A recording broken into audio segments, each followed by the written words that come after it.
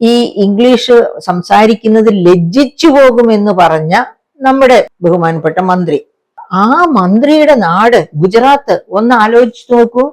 ഇന്ത്യയിൽ നിന്ന് ഏറ്റവും കൂടുതൽ വിദ്യാർത്ഥികൾ വിദേശ പഠനത്തിന് പോകുന്ന ഒരു ലിസ്റ്റ് പരിശോധിച്ചു. ആ ലിസ്റ്റ് പരിശോധിച്ചപ്പോൾ ആ ലിസ്റ്റിൽ ഗുജറാത്ത് വരുന്നത് 4-ാം സ്ഥാനത്താണ്.